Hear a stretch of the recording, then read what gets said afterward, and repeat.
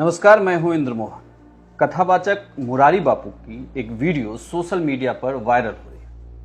आरोप यह लगाया जा रहा है कि उन्होंने भगवान कृष्ण और बलराम का अपमान किया था। दरअसल जब हमने इस पूरी कहानी की परत खोलने की कोशिश की तो हमें सच्चाई कुछ और पता चली। हम इस पूरे वायरल वीडियो का आपको सच बताएंगे, साथ ही प्रमाण भी देंगे। और हमारे साथ प्रदीप कुमार जिंदल हैं, जो उस कथा में उस वक्त वहां पर मौजूद थे। सबसे पहले जो सोशल मीडिया पर वीडियो वायरल हो रही है वो आपको दिखा देते हैं।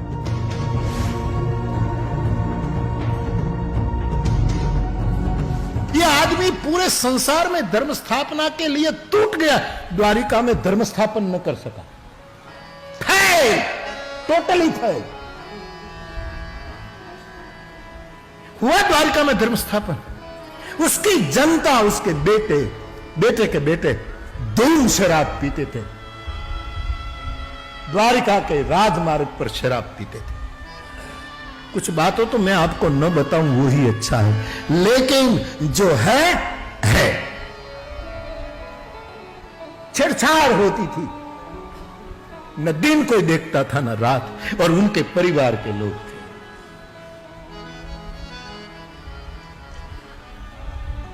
और पीने के लिए जब कुछ पाबंदी आती, डर आती, तो चोरी करने में भी चुक नहीं करते थे। जो जो अधर्म के लक्षण थे सब दिखाई देते।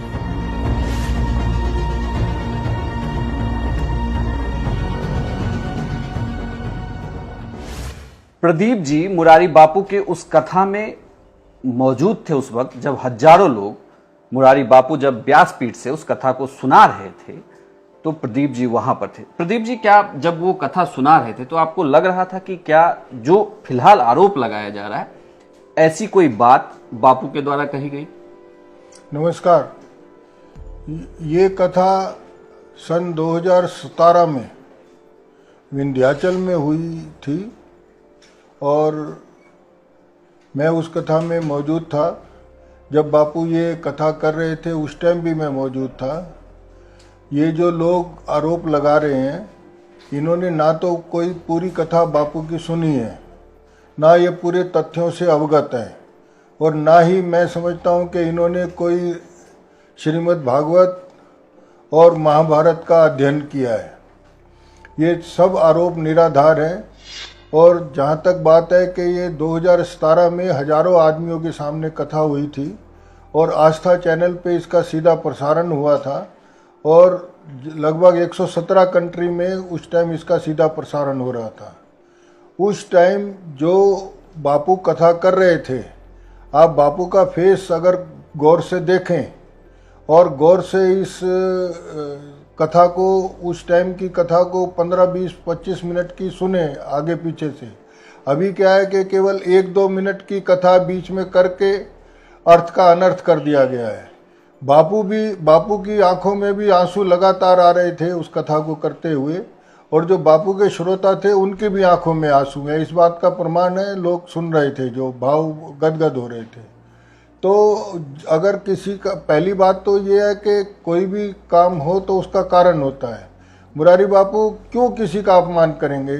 अभी तक आप मुरारी बापू के बारे में अगर कुछ भी जानते हैं या कितने लोग बापू को जानते हैं, तो सबसे पहली बात वो ये कहता है कि मुरारी बापू किसी भी आदमी का अपमान करना तो सबसे असंभव बात है। छोटे से छोटे आदमी बापू से पूरा आदर पाके जाता है। अब जो इन्होंने प्रमाण की बात की, जो ये कह रहे थे कि उस वीडियो का एक पर्टिकुलर हिस्सा ही सोशल मीडिया पर वायरल किया जा रहा है, तो हम भी उस जो पूरा प्रवचन उन्होंने, जो राम कथा में उन्होंने ये कृष्ण की चर्चा की है, हम वो पूरा हिस्सा आपको सुनाते हैं कि एग्जैक्टली मुरारी बापू उस मंच से कहना क्या चाह रहे थे, जिससे आपके मन में भी अगर कोई भ्रम है तो वह भ्रम जरूर दूर हो जाए। क्योंकि जिस तरीके से सोशल मीडिया पर यह वीडियो वायरल की जा रही है तो आपको भी सच्चाई का पता चल जाए।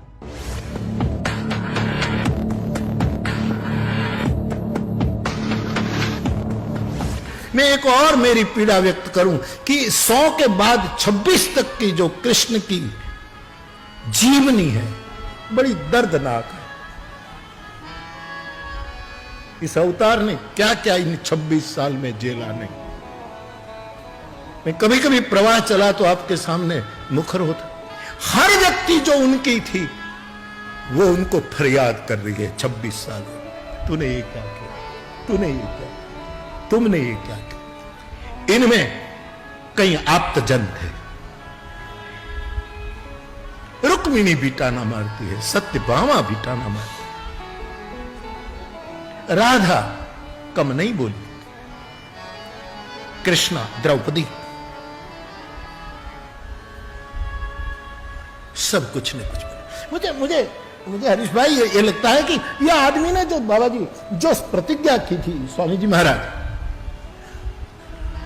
हमारे प्रभु द्वारिका से आते हैं, तो जो कृष्ण ने गीता में कहा धर्म संस्थापनार्थाय, मैं धर्म के स्थापन के लिए आता हूं, यह आदमी पूरे संसार में धर्म स्थापना के लिए टूट गया, द्वारिका में धर्म स्थापन न कर सका, फेल, टोटली फेल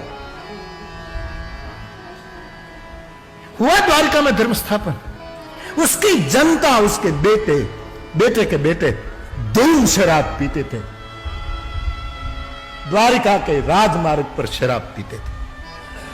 कुछ बातों तो मैं आपको न बताऊं वो ही अच्छा है, लेकिन जो है छेड़छाड़ होती थी, न दिन कोई देखता था न रात, और उनके परिवार के लोग थे।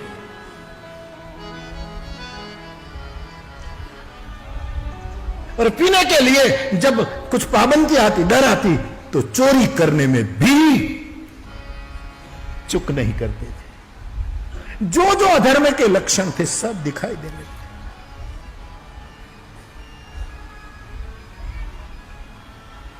ये तो तब जाना गया, शताब्दी के दूसरे दिन रात को नारद ने विदाई नहीं ली है, उद्धव ने विदाई नहीं ली है, दोनों कृष्ण की आज्ञा लेकर द्वारिका की रात्रिचर्या देखने के लिए निकलते हैं कि द्वारिका में क्या हो रहा। कृष्ण के चेहरे से दोनों रो पड़ते थे कि आदमी बहुत दुखी।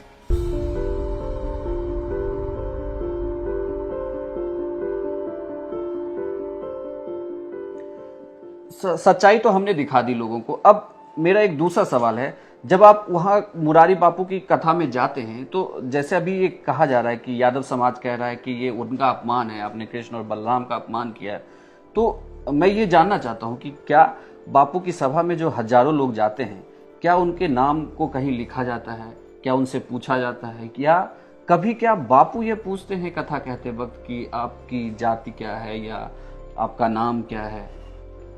नहीं, बापू की राम कथा सबके लिए है, और कभी भी बापू ने कोई बंदिश करके कथा ऐसी नहीं की कि मुरारी बापू की कथा में कुछ लोग आ सकते हैं, कुछ लोग नहीं आ सकते।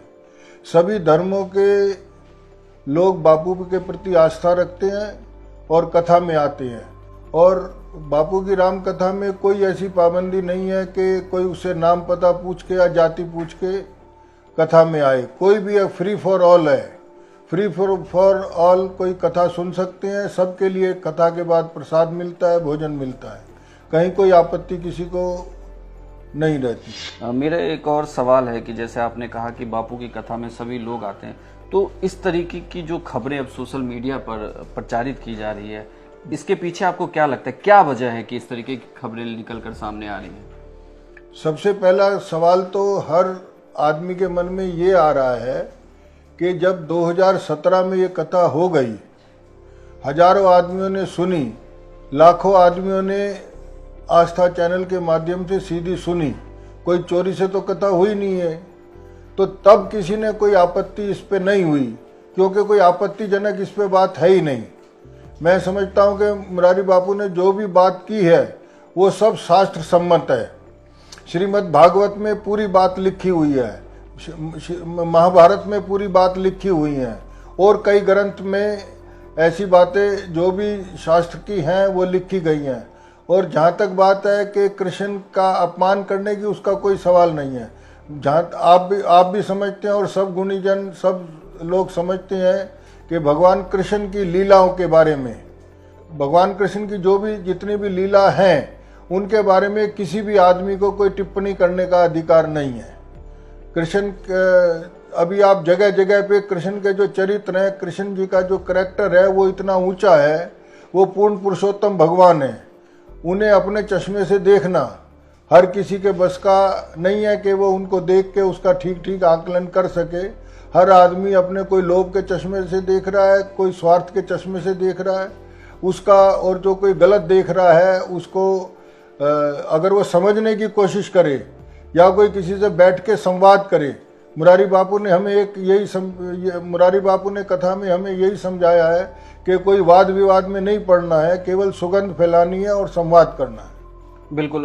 तो ये पूरी बात थी। दरअसल प्रदीप कुमार जिंदल को हमने इसलिए भी बुलाया था कि जब हम इस पूरे वीडियो को देख रहे थे, जब यह खबर हमारे सामने भी आई, तो हम कोशिश कर रहे थे कोई ऐसा व्यक्ति हो जो यह प्रमाणित करे, जो उस कथा में हो उस वक्त मौजूद, जो बता सके हमें कि एग्जैक्टली बापू ने क्या कहा था। इसी के लिए हमने आपको दोनों वीडियो भी दिखाए। एक जो सोशल मीडिया पर वायरल किया जा रहा है बापू के नाम से कि इन्होंने आपत्तिजनक बात की है कृष्ण और बलराम को लेकर, खास करके यह कहा जा रहा है कि इससे यादव समुदाय का अपमान हुआ है। वहीं हमने वो पूरी वीडियो भी आपको दिखाई। हालांकि यह कथा घंटों की है, हमने आप उतना नहीं दिखा सकते, तो हमने आपको वो पर्टिकुलर हिस्सा दिखाया जिससे साफ हो सके कि मुरारी बापू क्या कहना चाह रहे थे, पूरी बात क्या कहना चाह रहे थे, वो एग्जैक्टली अपने शब्द, उनके शब्द क्या थे, ना कि वो क्लिप जो वायरल हो रहा। प्रदीप जी, आपने अपनी बात रखी, उसके लिए बहुत बहुत धन्यवाद। उम्मीद करते हैं कि आप व्यूअर्स से भी कि जो वीडियो वायरल हो रहा है उसकी सच्चाई आपको पता चल गई होगी।